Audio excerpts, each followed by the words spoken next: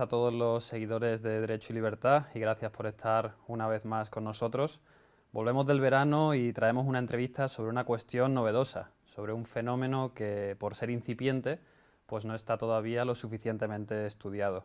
Hoy vamos a hablar de Bitcoin y del potencial impacto que puede tener en las estructuras del Estado. Para abordar esta cuestión tenemos con nosotros a uno de los precursores del estudio de estas cuestiones, Álvaro de María. Álvaro es filósofo, es jurista y ha dedicado la mayor parte de su estudio a la teoría del Estado y a la filosofía del derecho. Es autor de la obra La filosofía de Bitcoin, que tenemos aquí con nosotros. Es un tratado de filosofía política que ha sido un auténtico éxito en ventas. Ha profundizado en la realidad que esconde el fenómeno de Bitcoin y ha llegado a conclusiones verdaderamente sugestivas, que ahora vamos a tratar y que han quedado plasmadas, entre otras cosas, pues en su obra. Muchas gracias, Álvaro, por concedernos esta entrevista y muy bienvenido. Qué placer estar aquí, Emilio. ¿Qué tal? Álvaro, en tu obra, en la filosofía de Bitcoin, concluyes que Bitcoin va a poner en jaque al Estado, entre otras cosas porque va a suponer una redefinición del concepto de propiedad, ¿no? Vamos a empezar por el principio. Hay mucho desconocimiento en torno a este fenómeno, en torno a este tema. Explícanos qué es un poco Bitcoin y por qué va a suponer esta redefinición o esta transformación del concepto de propiedad. Sí, para entender los orígenes de Bitcoin hay que remontarse un poquito a un grupo de pensadores que son los cypherpunks, ¿no? Los cypherpunks son como los pioneros dentro del ámbito digital, dentro del mundo de Internet. Eran ingenieros de Intel, matemáticos, que se situaban entre los 80 y los 90 y se dieron cuenta de una situación o de un fenómeno muy concreto del ámbito digital, que es que en el ámbito digital nosotros carecemos de privacidad por defecto, ¿no? La privacidad la definen como la posibilidad de revelarse selectivamente. Es decir, yo tengo privacidad si, por ejemplo, te doy un billete en la mano a ti, en privado, porque de esa manera ninguna otra persona se va a enterar de lo que eso va a pasar, ¿no? Nosotros tenemos la posibilidad de revelar selectivamente a alguien esa información. Pero, sin embargo, si yo te pago con tarjeta, esa información ya no queda entre tú y yo, esa información pasa por un tercero, por ejemplo, ¿no? Que es el proveedor del servicio, porque en el ámbito digital siempre tenemos proveedores de servicio. Lo mismo si te doy un sobre, ¿no? Si te doy un sobre con un mensaje, ese mensaje queda privado, ¿no? Nosotros tenemos la posibilidad de revelarlo, pero queda entre nosotros. Pero si yo te envío un correo electrónico, el proveedor del servicio del correo electrónico puede revelarlo a terceras personas. Si un juez le pide, oye, dime el contenido de ese correo electrónico, puede hacerlo, ¿no? Entonces, de alguna manera, en el ámbito digital, por defecto, carecemos de privacidad. No tenemos la posibilidad de que nuestros mensajes, nuestra información, nuestra riqueza, todo lo que queramos interactuar de esa manera, sea privado. Precisamente por eso, ¿no? Por ese carácter de siempre hay un tercero de confianza que es el que hace de intermediario. Eso es lo que ha sido característico en Internet hasta ahora, ¿no? Entonces ellos se pusieron a tratar de resolver estos problemas, ¿no? Y lo primero que hicieron fue un remailer que les permitía mantener la privacidad. Es decir, era un servidor central que cuando ellos enviaban un correo al servidor se lo reenviaba a todos los demás. Pero no era, de alguna manera no estaba controlado por una empresa ni había nadie que controlase ese servidor, ¿no? Fueron capaces de crear un remailer anónimo, ¿no? Simplemente se enviaba eso y se enviaba a todos los demás. Entonces, claro, empezaron a avanzar en este tipo de cuestiones y se fueron dando cuenta de, oye, ¿por qué no aplicamos esto también al ámbito económico, ¿no? Al ámbito de la transmisión de valor? Y hicieron varios intentos de generar una manera de transmitir valor en el ámbito digital, pero que mantuviese estas características de privacidad, ¿no? Que el efectivo a nosotros nos da esa privacidad, ¿no? No lo tenemos con el pago con tarjeta, no lo tenemos con otro tipo de sistemas, ¿no? Entonces, el objetivo aquí era conseguir un efectivo electrónico, ¿no? Que es muy diferente del dinero digital, porque dinero digital ya teníamos, ya existe desde hace muchísimo tiempo, ¿no? No hay ningún problema, pero siempre tenemos ese banco, ese intermediario que nos hace de ese paso, ¿no? Entonces hubo varios intentos por conseguirlo y bueno, pues hubo un BitGold, hubo unos anteriores y el que tuvo éxito fue Bitcoin, ¿no? El que ha tenido éxito hasta ahora ha sido Bitcoin. Y básicamente lo que resuelve son dos problemas. Es el problema del doble gasto y el problema del tercero de confianza, que son dos problemas históricos dentro del ámbito digital, ¿no? El problema del doble gasto, pues mira, precisamente introducimos un tercero de confianza porque como en el ámbito digital todos son conjuntos de datos, un conjunto de datos es muy fácil de replicar, ¿no? Entonces, si yo tengo una imagen de WhatsApp, yo se la puedo enviar a todos mis contactos, ¿no? No me cuesta, pues es un conjunto de datos, yo lo copio y lo pego, ¿no? Claro, si hiciésemos esto con un activo económico, pues la inflación sería total, ¿no? Si yo tengo un activo económico y yo se lo puedo enviar a todos mis contactos sin problema, estoy multiplicándolo, ¿no? Entonces, si lo económico se caracteriza por ser escaso, en el ámbito digital no tenemos conjuntos de datos escasos. ¿Cómo los hacemos escasos? Metemos un tercero de confianza que lo haga artificialmente escaso, ¿no? Por ejemplo, para la música también son conjuntos de datos, metemos a Spotify y Spotify ya nos hace el conjunto de datos más escaso porque ya no, si no pago la suscripción, pues tengo que ver anuncios o tengo que hacer cosas, ¿no? Ya puedes economizar algo que no es necesariamente escaso, ¿no? Que se podría compartir sin ningún tipo de problema. O lo mismo con las películas o con las series, metemos un tercero que nos restringe un conjunto de datos que en principio se podría compartir sin problemas para poder economizarlo. Claro, la cosa es, ¿somos capaces de crear un conjunto de datos escaso sin que haya un tercero que sea el que se encarga de gestionar eso? Pues eso es lo que resuelve Bitcoin, ¿no? Lo resolvió hace ya 15 años y desde entonces lleva más de 11 sin una sola denegación de servicio, ¿no? Y de alguna manera, para entender Bitcoin, pues hay que entenderlo de dos formas, ¿no? Por un lado está Bitcoin con mayúsculas, por así decir, que es el registro de la propiedad de los Bitcoin, ¿no? Lo característico de Bitcoin es que este registro de propiedad es descentralizado, es decir, no depende de un único de un estado, por ejemplo, ni de un conjunto de estados, sino que cualquiera se puede formar parte de ese registro de la propiedad y eso es lo que hace que no tenga un punto único de fallo, ¿no? No se puede atacar ese registro porque no depende solo de uno, ¿no? Además de un sistema de incentivos que garantiza que funcione así, ¿no? Y luego el activo de este registro, ¿no? Pues si tuviésemos un registro de bienes inmuebles, pues veríamos aquí, esta propiedad pasa a este otro, ¿no? Bueno, pues aquí el activo está dentro del propio registro, por así decir, entonces hacemos una trazabilidad completa de las transferencias de propiedad, ¿no? Y eso es auditable, verificable por cualquiera y cualquiera puede formar parte de esa red, ¿no? Claro, ¿qué es lo característico y por qué Bitcoin es tan importante o tan relevante a nivel histórico? Porque para acceder a este registro de la propiedad tú solo necesitas unas claves, ¿no? Unas claves que se derivan de un conjunto de palabras, como es nuestro certificado electrónico, por así decirlo, ¿no? Yo tengo que firmar las transacciones que yo voy a hacer, igual que cuando voy al registro de la propiedad firmo una escritura para cambiar la propiedad de un bien inmueble a otra persona, pues aquí tengo que firmar el cambio de propiedad de los Bitcoin a otra persona, ¿no? Y el Bitcoin con minúsculas es ese activo que se transmite, ¿no? Son esas monedas que de alguna manera se van transmitiendo de una a otra. Claro, cuando lo piensas es brutal, porque hemos creado un registro de la propiedad global que no depende de terceros y al que se accede a él mediante conocimiento. El conocimiento simplemente de las derivadas de unas claves, ¿no? Bueno, unas claves en concreto, ¿no? Entonces, ¿con esto qué es lo que tenemos? Tenemos una propiedad absoluta. Porque por primera vez en la historia la propiedad no depende de la fuerza física del Estado para protegerla, de sus leyes o de su regulación. Tenemos una propiedad sin leyes. Tenemos una propiedad que no te pueden quitar si no tienen acceso a tu conocimiento. Tenemos una propiedad en el ámbito digital que se puede transmitir de manera privada, porque no tenemos un proveedor del servicio. Entonces, son tal volumen de innovaciones que son gigantescas.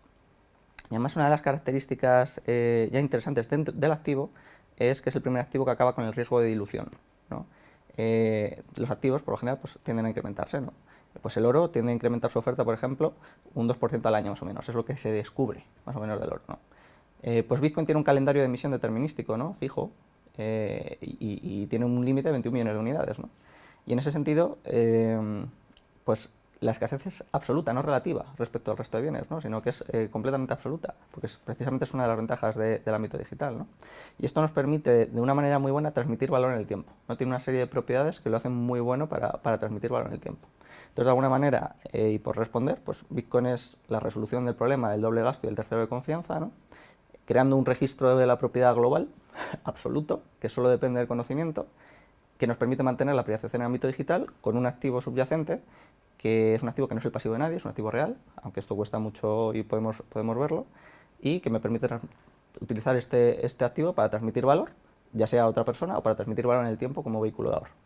Muy interesante, muy verdaderamente interesante, Álvaro. Tú has concluido en tu obra La filosofía de Bitcoin que este fenómeno va a suponer la crisis del Estado, que ya está suponiendo la crisis del Estado, que al menos lo pone en jaque. El Estado tiene una capacidad tan vasta para aplastar cualquier desafío o amenaza de su status quo que la única acción política en contra del Estado, según dices en tu obra, es la criptocrática, es decir, aquella en la que el Estado no puede hacer nada por conocer quién organiza esos ataques en su contra, ¿no?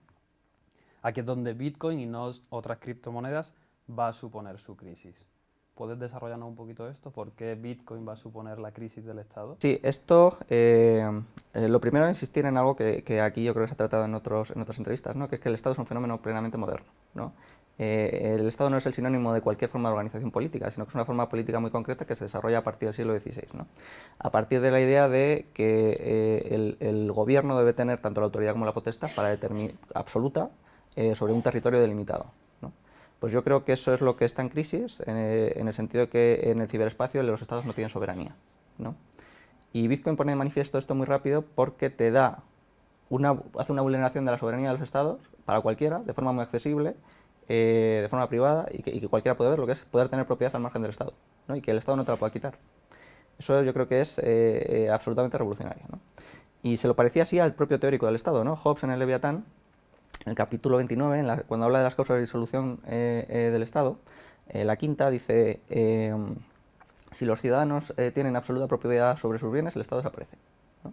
Esto lo dice el propio teórico que construye el Estado, teóricamente, ¿no? Entonces, cuando lo ves, dices, pues efectivamente hemos sido capaces de crear un tipo de propiedad que nadie más nos puede quitar, ¿no? Y esto es fantástico, ¿no? Para ponerlo en un ejemplo, ¿no? Porque a lo mejor estamos hablando de forma un poco abstracta y no se ve el alcance de las implicaciones de todo esto. Imaginemos que yo llevo toda mi vida ahorrando en un activo como Bitcoin, ¿no? Y tengo pues una cantidad considerable, ¿no? Para transmitirlo en herencia, yo solo tengo que dejar a mis hijos 12 palabras. Mis hijos, cuando yo fallezca, acceden con esas 12 palabras al registro de propiedad y acceden a mis fondos. No he tenido que pasar por ningún intermediario. Y una institución como la de la herencia acaba de ser instaurada en todo el mundo. Da igual que un gobierno lo prohíba. No puedo hacer nada contra esto. Es que ni siquiera se va a enterar. Es la instauración, por ejemplo, de la libertad de testar en todo el mundo. Porque tú puedes disponer como quieras de ese patrimonio y podrías entregar diferentes palabras a tus diferentes herederos, incluso a quien tú quisieras. Es decir, podría ser a un sobrino, a un primo, a otra persona en otro continente. Da igual, porque es un activo global. Y no tienes que hacer ni trámites, ni burocracia, ni nada. Entregar un conjunto de 12 palabras. Claro, cuando ves esto dices, uy, va. De repente tenemos una manera de transmitir riqueza, de transmitir propiedad privada que puede impactar en todos los ámbitos de la vida, ¿no? Independientemente del tipo de gobierno que tengamos, tenemos una propiedad sin leyes. Tenemos una propiedad global sin leyes. Privada. Eso es fascinante, ¿no? Entonces, claro, cuando ves esto, pues hay que entender en qué se diferencia Bitcoin del resto de activos, ¿no? De criptoactivos o de cómo se les quiera denominar. La diferencia esencial es la descentralización, ¿no? Bitcoin no es Bitcoin por el código, ¿no? Bitcoin tiene un sistema de incentivos que se compone de 3 partes, ¿vale? Que son, por así decir, mineros, el código, el protocolo y los nodos, ¿vale? Luego pondré un ejemplo para que se entienda más claramente este ejemplo. Entonces, la clave de aquí es entender que el código no es lo que le da esas características a Bitcoin, sino que se lo da su descentralización. Veamos este ejemplo, ¿no? Imaginemos un concurso de puzzles, ¿vale? En este concurso de puzzles, pues hay unos jueces, hay unos concursantes, tienen que hacer un puzzle de 2000 piezas en 10 minutos, ¿vale? Y si lo hacen, se llama una recompensa, ¿vale? Imaginemos $200.000 de recompensa. Y ese concurso tiene una serie de normas muy elementales, ¿no? No puedes traerte piezas del puzzle de casa, no le puedes robar piezas al compañero de al lado que está haciendo el puzzle, no puedes meter una pieza si no encaja, ¿vale? Normas muy elementales, ¿no? Pues los concursantes, por de alguna manera, son los mineros, ¿no? Las normas estas elementales es el código y los jueces del concurso son los nodos, ¿vale? Entonces imaginemos que, pues oye, cada 10 minutos 200.000 euros es una cantidad considerable, ¿no? Entonces va a haber muchos concursantes, va a haber mucha gente queriendo ganar ese bote, ¿no? Si solo tuviésemos un juez, sería muy fácil que hubiese corrupción, porque el juez dice, bueno, si nos arreglamos, tú me das la mitad y yo digo que tú has hecho el puzzle bien. Entonces ese registro, por así decir, de puzzles bien hechos se rompe, ¿no?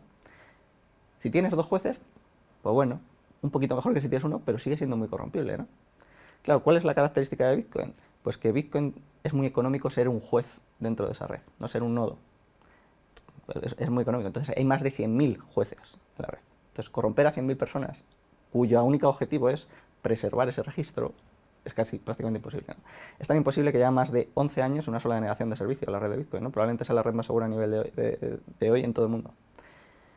Entonces, claro, esto es realmente fascinante, ¿no? ¿Cuál es el problema de todas las demás criptomonedas? Pues que piensan que aquí la clave está en las normas, ¿no? Está en el código.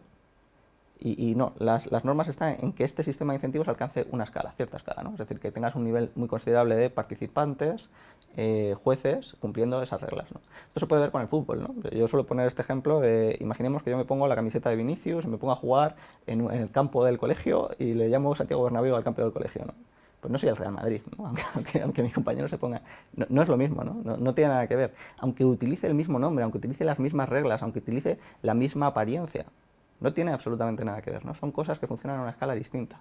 Y eso es un poco lo que pasa con Bitcoin, ¿no? Bitcoin ha alcanzado tal escala que ya a mi juicio es completamente replicable, ¿no? ¿Dónde fallan el resto de criptomonedas? Pues el resto de criptomonedas precisamente lo que tienen son pocos nodos, hay poca descentralización, ¿no? Entonces, si tú tienes poca descentralización es como si tuviésemos dos personas que deciden sobre cuál es la propiedad en ese registro. De alguna manera recordad que esto es un registro, que simplemente estoy registrando, este le transmite a este un activo. Imaginemos que fuese un registro de monedas de oro. Este le transmite 2 monedas de oro a este. Y apuntamos todo y tenemos una copia del registro, ¿no? Pues un nodo no es más que eso, una copia del registro que tiene cada uno, que se conecta a internet y que verifica que cumple las normas elementales que hemos dicho. Ya está, no tiene mucho más. Y emite sus transacciones directamente a la red, ¿no? Claro, ¿cómo paras eso? ¿No? Yo creo que los estados llegarán muy tarde a entender que esto es un fenómeno imparable, ¿no? Y la prueba pues es esa, ¿no? Lleva más de 11 años sin una sola denegación de servicio. Es decir, no ha habido ningún problema en la red durante más de 11 años. Por muchos estados que puedan tener interés, ¿no? China puede prohibirlo, pero no puede evitar que sus ciudadanos accedan a este registro. Me surgen dos preguntas por lo que has comentado. La primera es quiénes conforman esos nodos, ¿no? ¿Quién hay detrás de esos nodos y cómo se constituyen? De esos jueces teóricamente imparciales. Y por otro lado, ¿qué pueden hacer los estados contra este fenómeno? De hecho, tienes un capítulo en el libro que es ¿qué pueden hacer los estados, ¿no? frente a Bitcoin? ¿Qué es un nodo? Pues nada, tú simplemente tienes un ordenador, te descargas el software de Bitcoin y empiezas a correr un nodo. ¿Qué es un nodo? ¿Qué es correr un nodo? Pues básicamente tienes una copia del registro de la propiedad de todas las transacciones desde el inicio del registro, ¿no? De tal manera que puedes verificarlo. Luego tu papel va a ser verificar que las transacciones que se envían a la red cumplen estas normas elementales y que cuando se inscriben en el registro también las siguen cumpliendo, ¿vale? O sea, es una verificación antes y después, ¿no? Que es muy sencillo, es como si tuviésemos que verificar que unos mensajes de WhatsApp cumplen con las normas de ortografía, ¿vale? Quiero decir que no necesitas un equipo muy potente, porque precisamente una de las características de Bitcoin es que se pueden hacer muy pocas transacciones por bloque, ¿no? Cada 10 minutos comentábamos que tenían que hacer un puzzle de 2000 piezas, pues es que no lo he puesto por casualidad, ¿no? Es que de media los bloques de Bitcoin tienen 2000 transacciones. Entonces tienes que verificar que 2000 transacciones cumplen una serie de normas muy elementales y muy básicas en 10 minutos. Ese es el papel del nodo, ¿no? Y se convierten en un punto más de la red, de tal manera que cuando tú quieres enviar una transacción tienes que pasar por un nodo y este nodo propaga a los otros nodos las transacciones, de tal manera que todos tengamos la misma copia del registro. ¿Qué hace falta para un nodo? Pues nada, un ordenador, descargarte el código y tener un disco duro externo para poder almacenar el registro de la propiedad, ¿no? Y eso es lo que permite que cualquiera pueda hacerlo. Yo puedo tener 4 nodos, si quiero, ¿no? Y es totalmente privado, es decir, que no tienes que dar información a absolutamente nadie, ¿no? Entonces, claro, ¿qué pueden hacer los estados contra esto? Pues nada, ¿no? Es decir, contra el registro de la propiedad, nada, ¿no? Contra ese sistema de incentivos que permite tener una propiedad absoluta de forma privada no pueden hacer nada, ¿no? ¿Qué pueden hacer? Pues yo aquí suelo comparar a Bitcoin con la pólvora, ¿no? Si tú a un general de la Edad Media le dices, mira, este polvito negro, un general de caballería, ¿no? Este polvito negro va a acabar con las murallas que llevan 1000 años protegiendo tu ciudad. Tu caballería va a ser ridícula, no va a poder hacer nada, va a ser arrasada completamente por la gente que emplee este polvito negro. Pues si yo fuera un general de caballería de la edad media, diría, mira chico, en mi territorio llevamos haciendo la guerra 1000 años, con caballos, ganamos todas las guerras, que me estás diciendo que un polvito negro va a acabar con mi muralla, con mi... Claro, yo me imagino que si viene alguien con un arcabuz, dispara a su mejor caballero, se le queda la cara blanca. Si viene alguien con un cañón y dispara una muralla, se le queda la cara blanca, ¿no? Cuando la gente va entendiendo Bitcoin, se le queda la cara blanca, porque es un equivalente, ¿no? Es muy similar a la pólvora. De repente tenemos una propiedad que no depende de los estados. Entonces es cuando dices, wow, cuando la gente entienda esto es un cambio social muy fuerte, ¿no? De repente tengo algo que es absolutamente mío y que yo dispongo y controlo, ¿no? Como quiera. Puedo dejarlo en herencia, puedo transmitirlo, puedo ahorrarlo, puedo hacer pagos, puedo hacer muchas cosas, ¿no? Depende ya de mí lo que yo quiera hacer con ello. Entonces, claro, ¿qué opciones tiene un político, un general, un político en la Edad Media respecto a la pólvora? Pues tienes dos, o lo aceptas o lo rechazas. No tienes mucho más, ¿no? Claro, ¿qué pasa si en tu territorio persigues a la gente que utilice armas de pólvora, a los que desarrollen tecnología sobre armas de pólvora, a los lo prohíbes, lo persigues, encarcelas? Pues que tu vecino va a fomentar eso y en unos años te va a conquistar, ¿no? ¿Qué pasa con Bitcoin? Pues lo mismo, ¿no? Tú eliges si quieres adoptarlo, quieres fomentar todo lo que se desarrolle sobre él, quieres enseñarle a tu población cómo se utiliza para que estén más preparados. Oye, esto es un activo que se revaloriza más en el tiempo, que permite determinadas funcionalidades que no permiten otros activos. si tus ciudadanos saben utilizarlo, vas a tener una ventaja competitiva frente a ellos, ¿no? De forma muy similar, ¿no? Es decir, si Estados Unidos, por ejemplo, que es el país que probablemente tenga más Bitcoin del mundo, pues dentro de 10 años esto es un activo que se valoriza mucho más, sus empresas y sus ciudadanos van a poder comprar las empresas de otros países. Así de simple y llano, ¿no? Entonces yo creo que esto es muy impresionante, ¿no? Y luego, pues eso, ¿no? La opción que tiene principalmente es debatirse entre esas dos, debatirse entre adoptarlo y educar a su población sobre ello. Por ejemplo, yo he estado hace poco firmando ejemplares, porque el libro también está publicado en Estados Unidos, en una conferencia en Nashville, donde iban Robert Kennedy Jr. y Donald Trump, ¿no? Bitcoin es un tema de debate electoral en Estados Unidos. Esto es muy fuerte, ¿no? Pero los políticos empiezan sus campañas electorales en Estados Unidos en conferencias de Bitcoin.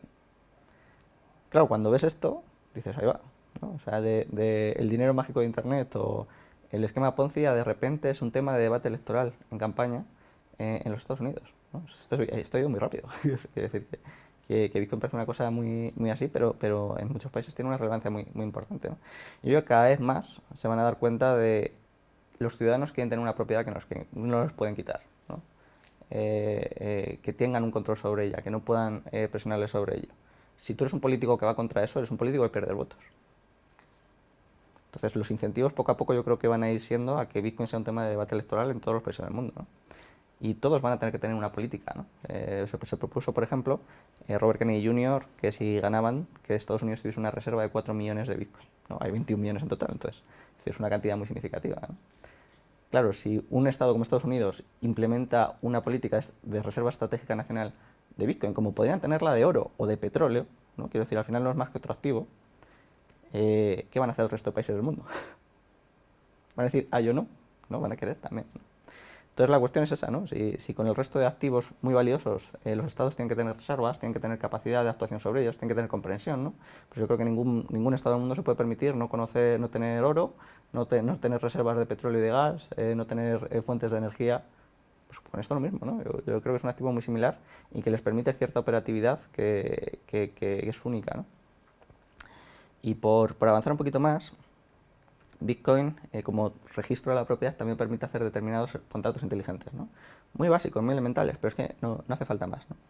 Entonces, de alguna manera, yo lo visualizo también como un punto de apoyo para construir nuevas formas políticas, ¿no? Porque, claro, durante la era estatal, el Estado ha sido absoluto, ¿no? Ha roto todos los órdenes intermedios, los ha absorbido y se ha quedado el Estado frente al individuo directamente, ¿no? Entonces, claro, el poder de negociación posible, o sea, cuando estudias historia de España y ves que unas cortes negociaban con el rey y si el rey no aceptaba lo que querían las cortes, pues tenía un problemón, ¿no? O sea, había negociación entre los órdenes intermedios, ¿no? Y la monarquía. O veías que un papa excomulgaba a un emperador y había una sublevación dentro de su territorio. Claro, eso con el Estado no pasa porque no hay órdenes intermedios, no hay poder de negociación entre las personas y el poder político, ¿no? Porque un Estado aplasta, como has dicho, ¿no? Un Estado puede contra todo, vence contra, es absoluto en su territorio. Claro, en el momento en el que aparece un nuevo dominio, como es el ciberespacio, donde no tiene soberanía, podemos ganar poder de negociación en ese espacio. Y una nueva forma de propiedad en ese espacio nos puede devolver mucho poder de negociación, ¿no? ¿Qué nos puede permitir precisamente Bitcoin? Pues generar un sistema de garantías frente a los estados, ¿no? Se puede negociar de tú a tú, poniendo un sistema de garantías, por ejemplo, un contrato multifirma, ¿no? Que es lo más elemental, que es como si se crease una caja fuerte, por así decir, que tiene 3 llaves, ¿no? Con 2 llaves de esas 3 llaves se abre la caja, ¿no? Entonces imagínate que queremos negociar con un Estado y obligamos a ponernos cada una de nuestras partes para el cumplimiento del contrato al que se llegue, pues una cantidad depositada ahí de Bitcoin, ¿no? Claro, hasta ahora negociar con un Estado es prácticamente imposible, ¿no? Porque si él incumple, pues da igual, está en su territorio, tiene todo el derecho a hacerlo y sus propios jueces le pueden dar la razón, no pueden generar cualquier tipo de problema, ¿no? Pero si hacemos esto, podemos generar un sistema de hacer cumplir los contratos a los Estados, ¿no? Que es una cosa que para Bodin o para Hobbes sería completamente impensable, ¿no? Porque un Estado es absoluto, ¿no? Y para todo el fenómeno moderno, ¿no? Puede hacer lo que quiera, puede hacer y deshacer sin dificultad, ¿no? Claro, ¿qué pasaría en esta situación? Pues esa garantía, como está en un registro de la propiedad que no depende de nadie, un Estado no tiene más poder que un individuo en ese registro, porque el conocimiento, o sea, la propiedad solo depende del conocimiento. En este caso hay 3 llaves, ¿no? 3 claves, por así decir, con las que hay que firmar. Si tú tienes una, tu Estado tienes una, yo tengo otra, y le damos otra tercera firma a un árbitro, por ejemplo, yo para ejecutar esa garantía solo necesito la firma del árbitro y la mía, no necesito la tuya. Entonces de repente tenemos una nueva forma de propiedad, una nueva forma de hacer cumplir a los contratos a los estados, ¿no? Y eso tampoco había pasado antes, ¿no? Entonces de repente tenemos por abajo un fenómeno que es, se le permite a todos los ciudadanos del mundo libertad de testar, libertad de propiedad, tener una propiedad privada sobre que no le pueden confiscar, ¿no? Eso por abajo. Por arriba tenemos un activo que por sus características, ¿no? La característica esencial de Bitcoin es te permite transmitir valor en el tiempo, ¿no? Es un activo diseñado específicamente con las propiedades que han tenido históricamente los activos que hemos utilizado para eso, ¿no? Es como un oro diseñado con software, por así decirlo. Entonces está muy bien hecho. Y en ese sentido compite con un activo como la deuda pública, ¿no? Entonces, claro, a medida que la gente destina sus ahorros a Bitcoin en vez de a comprar deuda pública, pues también le quita cuota de mercado a la deuda pública a los estados, ¿no? Y eso también es un problema muy considerable para ellos. Pero es que sobre todo el otro gran punto de apoyo es este, ¿no? Yo tengo la posibilidad de apoyarme en un registro de la propiedad global para obligar a los estados a que pongan garantías ahí si quieren llegar a ciertos acuerdos conmigo. Y si no cumplen luego, yo puedo ejecutar sus garantías directamente, independientemente de lo que ellos quieran. Entonces, claro, esto es espectacular, ¿no? Claro, ¿qué pasaría si en vez de tener estos 100.000 nodos repartidos por todo el mundo, tuviésemos 2 nodos en una empresa en Suiza?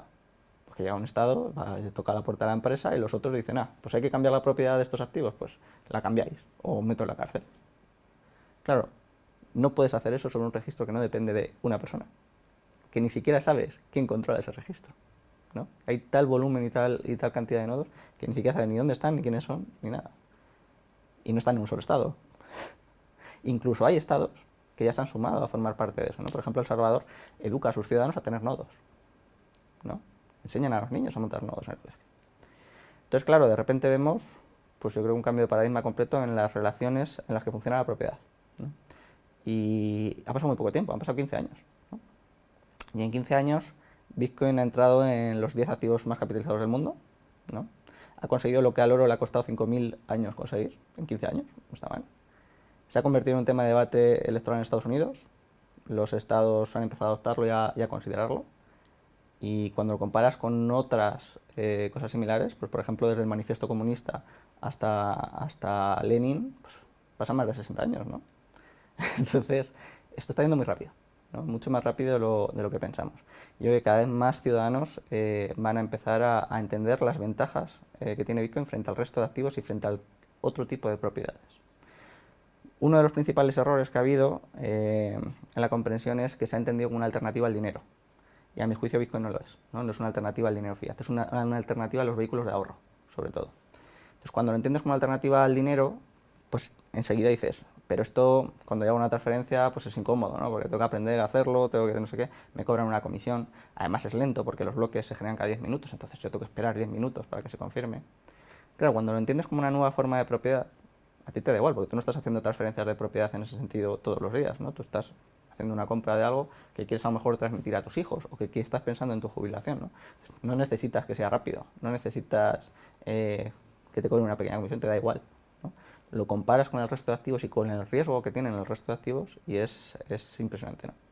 Porque claro, hemos creado un activo que no tiene riesgo de contrapartida y eso es fascinante, ¿no? Es un activo digital que no tiene riesgo de contrapartida.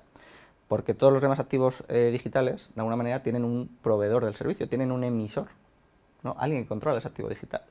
En el momento en que hemos quitado eso, de repente nos encontramos con un activo real digital, que es el primero, ¿no? Y a mi juicio el único. Entonces, claro, de repente tenemos como una especie de materia prima digital que podemos tener nosotros, sin que nadie más se entere, sin que sea una deuda de nadie. Bitcoin no es una deuda de nadie, ¿no? Es un activo, punto. Y eso es fascinante. Y yo creo que como Hobbes, efectivamente va a cambiar completamente la manera que tenemos de relacionarnos con el Estado. ¿En qué sentido? En el sentido de cuando tú pruebas esta propiedad, tu visión del mundo cambia. Y la manera de las cosas que permites cambia. Y la manera de las cosas que quieres cambia. Entonces, es como si, yo suelo comparar, ¿no? Es como si estuviésemos toda nuestra vida comiendo pienso, ¿no? Decía Etienne de Lavoisier en el discurso de la servidumbre voluntaria, ¿no? Que, oye, ¿por qué, si somos más y somos mejores, por qué compartimos nuestra propiedad a media con los políticos, ¿no? ¿Por qué somos tan cobardes, ¿no? Pero de repente es que no hay que hacer frente a los políticos, simplemente hay que salirse. Es que ya ni siquiera tienes esa necesidad, ¿no? Entonces, yo creo que eso es como si hubieses estado comiendo pienso toda tu vida y de repente te comes un chuletón. Ya volver atrás es muy complicado, ¿no? Tú ya sabes que eso existe. No quieres aceptar compartir tu propiedad a medias con el Estado en todos los ámbitos, que tu propiedad esté sometida a su regulación, a su disposición, a lo que ellos quieran. Da igual las constituciones del mundo, no pueden hacer nada contra esto y no pueden impedir que ningún ciudadano del mundo lo haga. Le podrán poner penas de prisión, pero si el ciudadano es capaz de hacerlo con privacidad, tampoco van a poder impedirlo, ni van a saberlo. Ahora vamos a pasar a una segunda parte, que sé que como teórico del Estado pues te gusta mucho, y son las formas políticas estatales.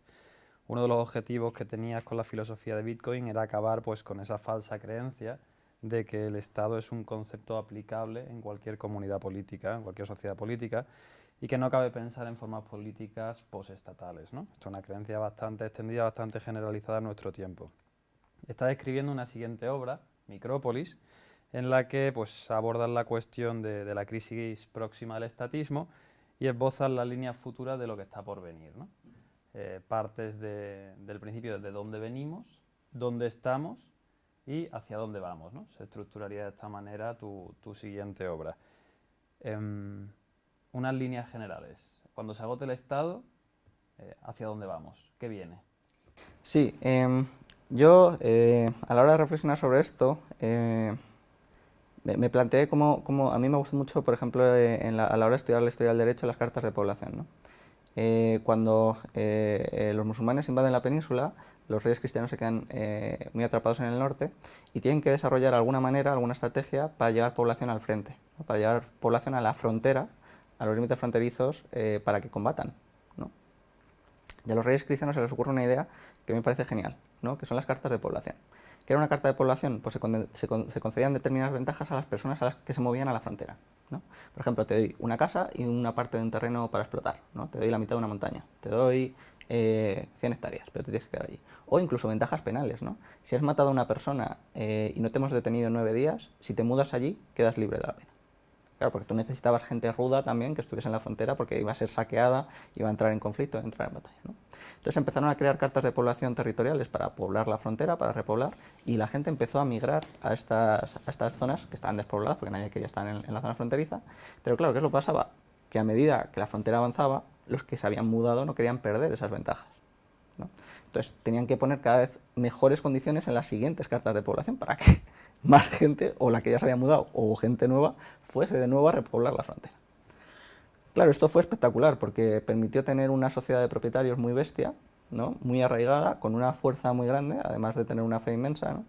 Y permitió que todos estos territorios pues, tuviesen formas de organización social y jurídicas diferentes entre territorios muy próximos, ¿no? Porque a la ventaja jurídica que dabas aquí, pues abajo tenía que ser mejor, abajo tenía que ser mejor, tenía que tener unas características diferentes. Entonces tenías diferentes derechos civiles, procesales y penales en territorios colindantes, pero bajo la misma forma de organización política, ¿no? Entonces esto no se parece en nada a un Estado, ¿no? Se parece demasiado poco, ¿no? Además de que en este caso teníamos una autoridad ajena, ¿no? Que era el reconocimiento de la Iglesia. Entonces, claro, esto yo creo que dio a España un impulso inmenso y le permitió luego pues crecer exponencialmente, ¿no? En todos los sentidos. Claro, ¿qué se me ha ocurrido a mí? Pues yo creo que el Estado tiene una crisis muy fuerte al margen de esto, ¿no? Por la aparición de nuevos dominios en los que no es capaz de proyectar poder, ¿no? El 95% de los estados o más del mundo no son capaces de proyectar poder en el espacio exterior, no tienen capacidad de satelital, ¿no? Tienen muy poquitos estados, Rusia, China, Estados Unidos, ¿no? Un poquito más.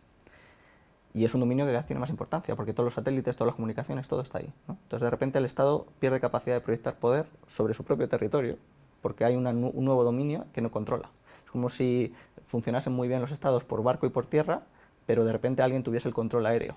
Pues ese Estado ya no es funcional en su territorio, ¿no? No puede controlar su territorio. Pues ha aparecido ese nuevo dominio, que es el espacio exterior, y otro nuevo todavía más grande, que es el ciberespacio, ¿no? Que el ciberespacio ahora es donde pasan la mayor parte de las relaciones económicas del mundo, ¿no? O sea, la mayor parte de proveer servicios, ya no son rutas comerciales que hay que proteger con militares o con soldados, no, son rutas comerciales de conjuntos de datos. Y ahí los estados no proporcionan ningún tipo de seguridad, ¿no? Entonces creo que cada vez van a ser percibidos más como agentes inoperantes que cobran mucho por los servicios que prestan. que son extremadamente costosos, ¿no? Y van a tener cada vez una percepción más negativa. Entonces, recuperando esta idea de las cartas de población, yo creo que Internet nos permite una cosa impresionante, ¿no? Que es ser capaces de agregar la demanda para hacer una oferta personalizada, específica, ¿no? Por ejemplo, este mismo libro, ¿no? Tú para vender muchos libros antes, ¿qué tenías que hacer? Pues firmar con una editorial muy grande y llenar todas las estanterías de todas las librerías a ver qué se podía vender, ¿no? Tú tenías que producir a escala. Esta es la era industrial, ¿no? Tú tienes que conseguir unos costes de producción muy bajos, producir a lo bestia y ya veremos lo que se vende, ¿no? Ahora no, ahora tú te creas una imagen, una marca personal en el ámbito digital, eres capaz de conectar directamente con la audiencia que está interesada en los temas de los que tú hablas, tú generas un producto y puedes vender de forma personalizada a esa gente ese producto, ¿no? Puedes producir bajo demanda, por así decirlo, ¿no? Si aplicamos esto a la lógica política, pues sería muy similar, ¿no? Sería como hacer cartas de población a medida, ¿no? Estas jurisdicciones. Entonces se trataría de hacer jurisdicciones personalizadas, ¿no? Claro, ¿qué es una jurisdicción personalizada? Pues una jurisdicción personalizada, que son estas micrópolis, básicamente vendría a ser que dentro de un estado se crea una jurisdicción independiente que no está sometida a la lógica estatal, ¿no? De tal manera que las personas que se quieran mudar ahí puedan pagar una parte, por ejemplo, ¿no? No tiene por qué ser meramente económico, ¿no? Quiero decir, puede ser a lo mejor por intereses del propio Estado. Oye, yo necesito que vengan, yo qué sé, 1 millón de ingenieros a mi país. Bueno, pues os cedo un territorio a cambio de que vengáis y que trabajéis aquí y que enseñéis a mi población, ¿no? Y a cambio, pues ahí no tenéis, por ejemplo, impuestos, no tenéis regulaciones para hacer investigaciones, no tenéis que darme cuentas de eso, ¿no? Ahora bien, esta jurisdicción tiene que estar sometida a determinadas condiciones, ¿no? Es decir, tiene que ser un contrato, ¿no? Claro, ¿cómo hacemos cumplir un contrato a un Estado? Esa era la clave, ¿no? Porque el territorio político nunca ha entrado en la comercialización, en el intercambio, ¿no? El territorio político se ha entrado en el intercambio de estados, ¿no? Quiero decir, pues las Islas Vírgenes Británicas se vendieron, nosotros vendimos territorio también a Estados Unidos, se vendió Groenlandia también, se han vendido varios territorios, pero se han vendido entre estados, ¿no? La cosa es, entre particulares y estados no ha habido intercambio de territorio político. Y no había intercambio de territorio político principalmente porque un Estado pues, te invade, ¿no? Es decir, si tú llegas a un acuerdo con él y no le parece bien, pues te invade, ¿no? Y tú no puedes disuadir a un Estado de hacer eso, ¿no? Es muy difícil porque va a tener el control sobre su territorio. Entonces, claro, la clave aquí es lo que comentábamos antes, ¿no? Si somos capaces de generar un sistema de garantías para que las partes puedan ser forzadas sin el uso de la fuerza militar, ¿no? Sino apoyándonos en un registro de la propiedad global, como Bitcoin, para que se depositen ahí una serie de garantías y si una de las partes incumple, que la otra parte reciba la garantía puesta, pues ya podemos establecer relaciones comerciales, de alguna manera, o no tiene por qué ser comerciales, no pueden ser políticas, para la creación de jurisdicciones personalizadas dentro de los estados. Claro, ¿qué interés puede tener un estado en hacer esto? Pues yo creo que un interés gigantesco, ¿no? En todos los ámbitos. ¿Por qué? Porque ahora mismo la mayor creación de valor en el mundo ya no son fábricas, ¿no? Es conocimiento, prácticamente, ¿no? Es decir, el capital ha pasado de ser una fábrica a ser una empresa tecnológica que tiene 50 empleados y que los puede llevar a cualquier parte porque trabajan en el ámbito digital, ¿no? O sea, una empresa como WhatsApp, como Facebook, pueden estar en cualquier jurisdicción del mundo. No necesitan estar en un sitio físico, ¿no? O Twitter, y sin embargo generan miles de millones, ¿no? Claro, si tú eres capaz de atraer esto, es como si el equivalente a si en la era industrial tú eras capaz de atraer fábricas, ¿no? O gente que sea capaz de montar todo ese tipo de sistemas. Entonces, claro, si eres capaz de generar este tipo de jurisdicciones para que ellos estén dispuestos a venir, ¿no? Yo creo que los estados pueden sacar muchísimo de ahí. No solo a nivel económico, también a nivel de conocimiento, también a nivel de beneficio de la sociedad, también a nivel de llegar a acuerdos bilaterales de prestaciones de servicio, ¿no? Pues a lo mejor, ¿no? Yo suelo poner este ejemplo, aunque suele ser muy polémico, pero yo creo que se ve muy bien, ¿no? Yo tengo alguna relación con Argentina, ¿no? Y yo lo veo muy claro, ¿no? En Argentina la mayor parte del territorio está vacía, ¿no? España, o sea, Argentina tiene 3 veces la extensión territorial de España y tiene la misma población. Claro, Elon Musk, por ejemplo, es una persona que tiene las mejores empresas del mundo, prácticamente, ¿no? Pero sufre una persecución política muy considerable, ¿no? Es decir, puede ver incluso cuestionada su situación en muchas ocasiones, ¿no? O ser sus empresas sometidas a determinadas legislaciones que pueden afectarla o pueden tal. Qué fácil sería, Argentina tiene un déficit de unos 100.000 millones, ¿no? Para alguien como Elon no sería una cosa muy significativa, ¿no? Entonces, podrían llegar a un acuerdo de tú me cedes la soberanía sobre 500 kilómetros cuadrados, que es el equivalente a Andorra, por ejemplo, ¿no? Con salida al mar, y yo a cambio te pago 100.000 millones más un 10% de lo que yo genere en ese territorio. ¿Vale? Y a cambio, evidentemente, pues oye, tenemos que tener ciertas normas, ¿no? Pues tú, por ejemplo, no vas a poder hacer tráfico de personas en esa jurisdicción, ¿vale? Y a cambio el Estado, pues no lo va a invadir, ¿no? Va a respetar esa jurisdicción. Y él va a poder ahí producir, establecer el sistema de organización política, la forma de gobierno que considere, ¿no? Perfecto. Elon Musk, al día siguiente de llegar a este acuerdo, dice, oye, los primeros 100.000 que me donen 1.000.000 de euros se convierten en padres fundadores de esa comunidad política, ¿no? Estoy poniendo un ejemplo muy similar a Andorra, porque Andorra tiene una población en torno a 80.000 personas, son 500 kilómetros cuadrados, ¿no?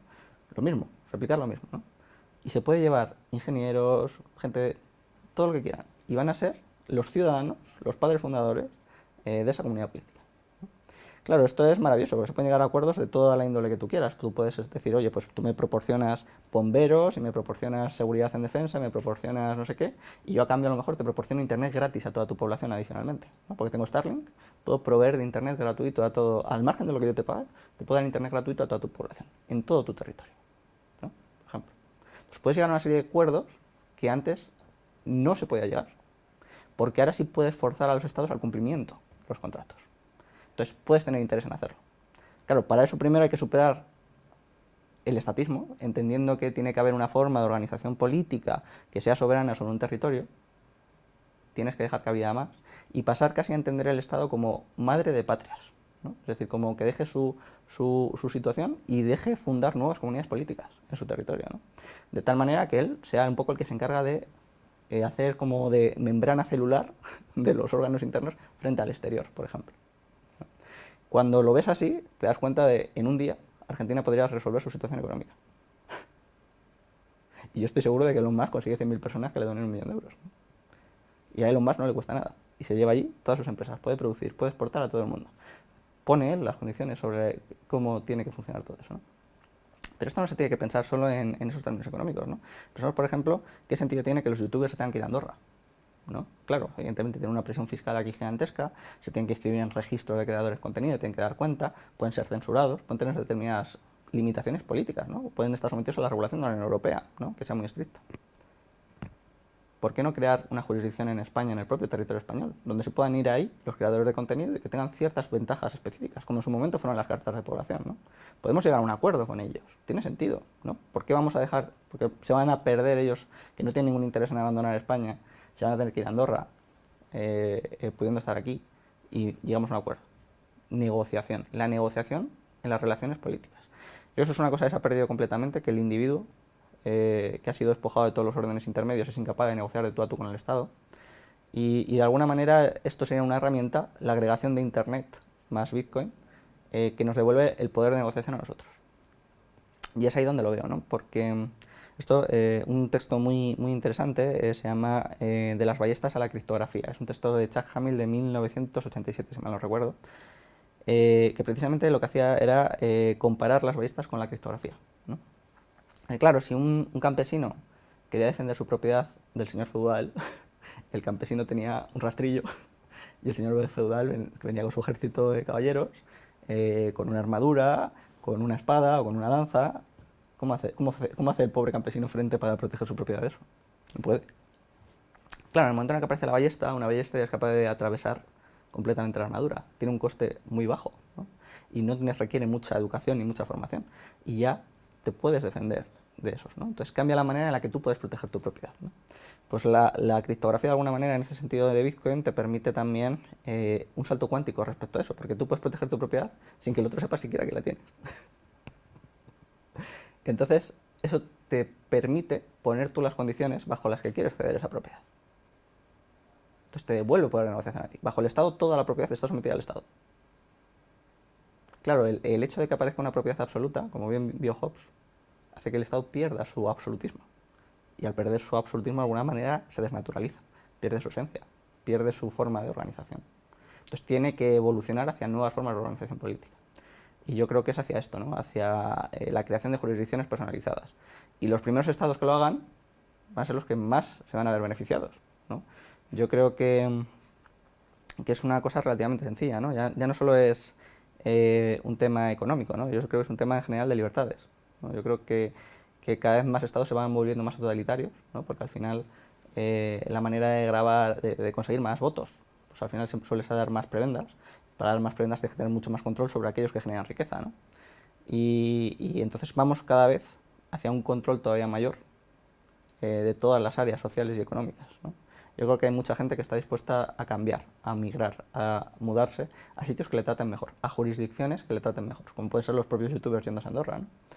Entonces, si un Estado entiende esto, entiende este fenómeno global y empieza a adoptarlo como política nacional, la generación de comunidades políticas, como en su momento hicieron los reyes cristianos con la Carta de Población, puede tener un boom económico, un boom social, un boom de crecimiento de la población brutal, ¿no? Y yo sobre todo creo que tiene mucho sentido para agregar comunidades digitales, ¿no? Es decir, yo creo que ahora las autoridades carismáticas, que es como los he llamado yo, son gente que puede agregar a estas comunidades. Es decir, personas que tienen mucha influencia sobre determinados grupos sociales que pueden decir, oye, los que pensamos así, así y así, yo puedo sacar un acuerdo para irnos a este territorio. ¿Estaríais dispuestos a mudaros? Yo creo que eso es bastante factible que pase. Y entonces ya no es una negociación individual, es una negociación brutal entre un grupo de personas con poder de negociación, con cada vez su riqueza más portátil, ¿no? Porque históricamente hemos tenido la riqueza muy anclada al territorio, ¿no? Bienes inmuebles, empresas, fábricas, industria. Pero con el ciberespacio cada vez podemos hacer nuestra riqueza más portátil, ¿no? O sea, Bitcoin solo te tienes que llevar un conjunto de 12 palabras. Puedes tener ahí miles de millones. No es incompatible, ¿no? Entonces, claro, si yo tengo mi riqueza en un activo así, yo puedo cambiarme a otra jurisdicción así, de la noche a la mañana. Si el coste, por ejemplo, es la mitad de mi riqueza al año y aquí es un 10%, pues para mí es una ventaja gigantesca, ¿no? O, por ejemplo, en otros ámbitos, ¿no? Si a mí me impiden producir o me ponen ciertas trabas para producir o para relacionarme socialmente, ¿no? O para expresar mi fe o para hacer determinadas cosas, ¿por qué no? ¿No? ¿Por qué no crear una jurisdicción específica para eso?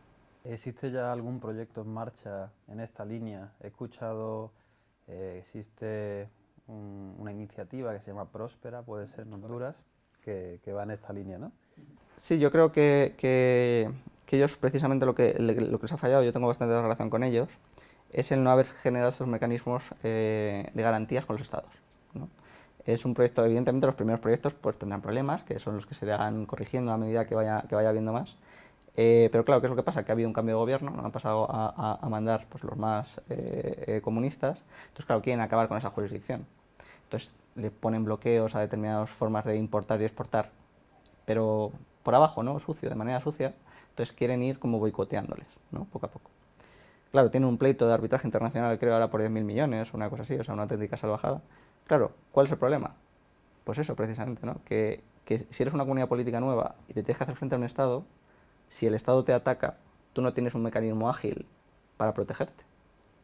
Esa es la gran ventaja que a este tipo de jurisdicciones les puede dar un activo como Bitcoin, ¿no? Pueden ejecutar directamente la garantía. Se van al árbitro y dicen, mira, no está cumpliendo el contrato. Firmas tú y el árbitro y la garantía se ejecuta automáticamente. Sí, a lo mejor pierdes tu soberanía sobre tu territorio, pero te llevas tal cantidad de dinero, te llevas esa garantía que te permitía a ti decir, oye, si no se está cumpliendo el contrato, yo me salgo. No hay ningún problema. Me voy a otro lado. Eso es fundamental, ¿no? Imaginemos que en esta micrópolis de Elon Musk que he planteado en Argentina, pues de repente en 4 años gobernasen los Kirchner otra vez, ¿no? Claro, ¿qué garantía hay de que los Kirchner van a cumplir ese acuerdo con Elon Musk? La garantía que tiene que aportar el Estado. Claro, si el Estado incumple, se ejecuta la garantía y Elon Musk seguro que va encantado de buscar otra jurisdicción donde se pueda ir, ¿no? Claro, todos estos mecanismos son los que están por desarrollar.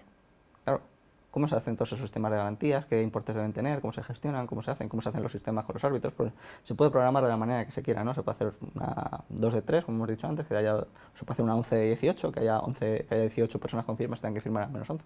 Se pueden buscar muchos mecanismos, ¿no? Pero fíjate cómo esto también permite cierta privatización del derecho, ¿no? En el sentido de sacar el derecho del ámbito estatal, porque te permite comerciar con garantías con cualquier persona del mundo también, sin necesidad de acudir a la justicia estatal. Todos estos temas lo tratas, Álvaro, en Micrópolis, de manera mucho más desarrollada. ¿Cuándo sale la obra? Buena pregunta. La verdad que ha sido un nivel de intensidad estos últimos 2 años que pues hace muy difícil estudiar muchos de los ámbitos, porque al final no hay nada escrito sobre eso, ¿no? O sea, es un tema bastante novedoso y que hay que tener pues una visión pues, como la mía, que yo vengo de Derecho, de Filosofía, luego he estudiado muchos ámbitos económicos, y que se te ocurra hacer eso, ¿no? Entonces, sobre todo los capítulos finales, son 10 capítulos, ya están escritos 7 de 10. Entonces, pues cuando tenga tiempo razonable para finalizarlo, yo espero que salga en el primer trimestre de 2025. Pues desde aquí recomendamos a todos nuestros oyentes adquirir la filosofía de Bitcoin y cuando salga en un futuro Micrópolis, que desde luego da una perspectiva novedosa, subjetiva, que nos defrauda, sobre todo en el ámbito de la reflexión, cuanto menos para plantearnos pues, cuestiones que hasta el día de hoy no habíamos reflexionado sobre ellas, no habíamos planteado. Álvaro, muchas gracias por esta entrevista, por concedernos el tiempo y bueno, por compartir tus conocimientos. Un auténtico placer y espero que no sea la última. Gracias.